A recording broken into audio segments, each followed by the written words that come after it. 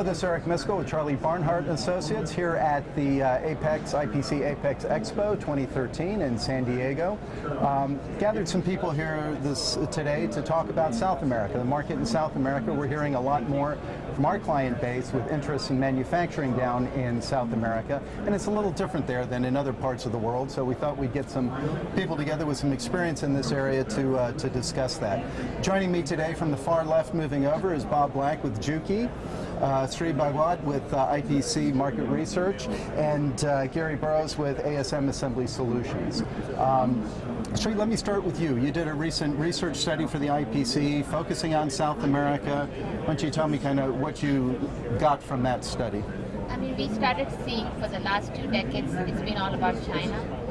So we thought it was time because all the members were talking about South America and Latin America, and a lot of interest. You know, people are looking at the EMS companies opening up, and then Brazil, I think in 2010, after the recession, they had a phenomenal growth rate of 7.5% GDP growth. I think it was the best in the past 25 years. So all of a sudden, the whole world is looking at them and saying, hey, you know, look at the growth this country is having. And combined, like in the entire South America, you know, the top 7 or 8 economies in that area, they're really coming up. You know, it's developing, and you want to take an interest in this. And then Brazil with the World Cup and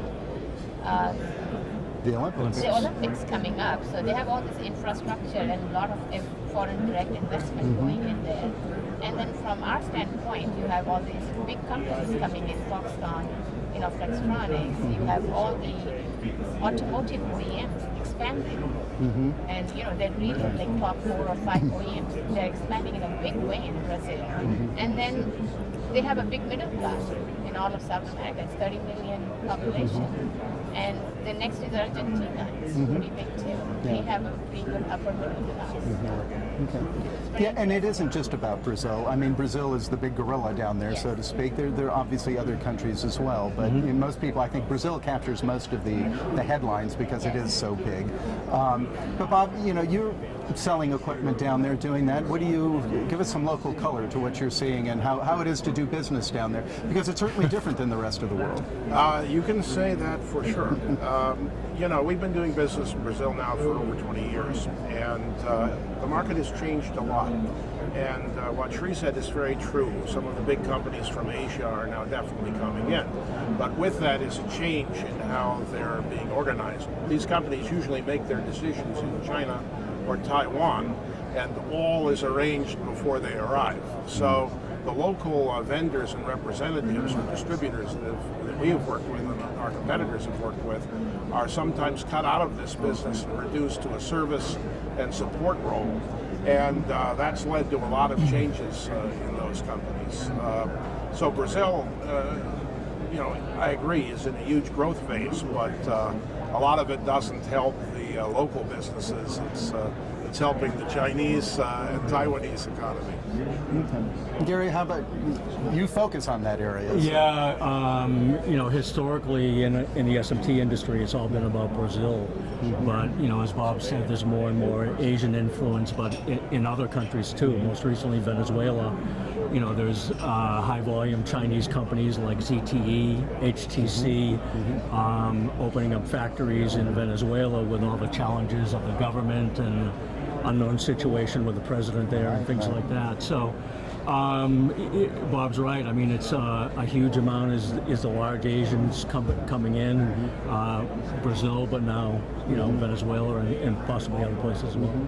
And how does that then impact for both of you when you're doing, because it's that the import-export restrictions that call it the country requirement, you know, that Brazil is well known for, and you see the other countries kind of adopting, you know, Argentina is certainly the similar models, I'm assuming Venezuela. How does that impact what you do then? Yeah, Argentina has been a particular problem in the last 9 months because the government has put restrictions on import licenses in. So you can receive a purchase order for, let's say, $1.5 million for a line, but you can't ship it until the customer is able to get import paperwork through the government, and that may take 4, 5, 6 months.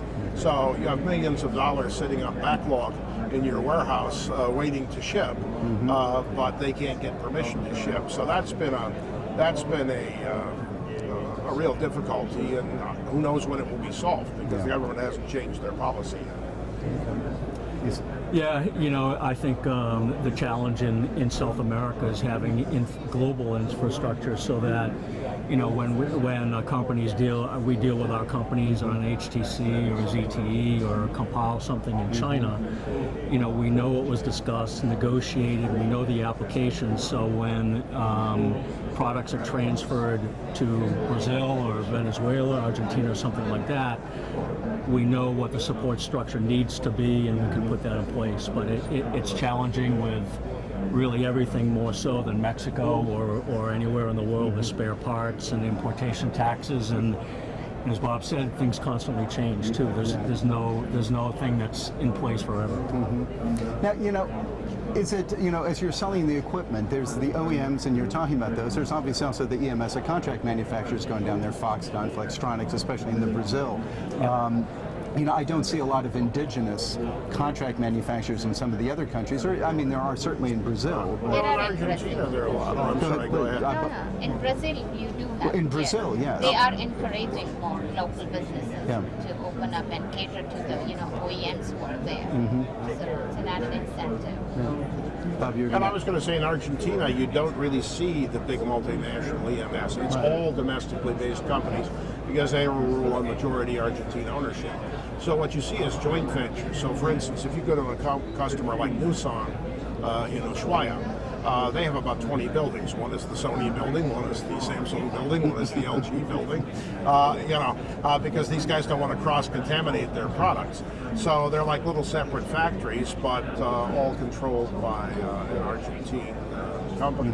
Brazil, I would say the local EMS is now at a disadvantage because the large EMS companies from China get so much better price on equipment and get so much better conditions from the government because they've agreed to employ so many people. So the local domestic companies that may have been there for years don't have these deals, and all of a sudden they're kind of priced out of the thing, and they're reduced to looking for the lower volume contracts and the smaller business packages. And in a way, that's kind of tragic because they're getting expansion in Brazil, but at the expense of their own indigenous business.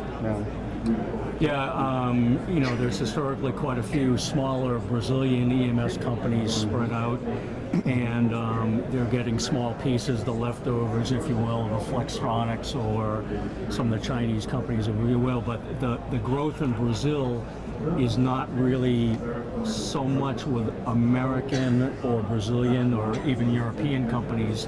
It's more from Asian companies building there because they have to build there to price their products to avoid taxes. Listen, as we wrap it up and we're just running out of time, let me just ask, kind of, as you look forward, we're hearing a lot of interest, obviously, all of you are as well. How do you see that evolving over the next few years there? Sree, was that part of what you were talking about in your research too, or? I looked at the economy, and yes, it is a viable economy.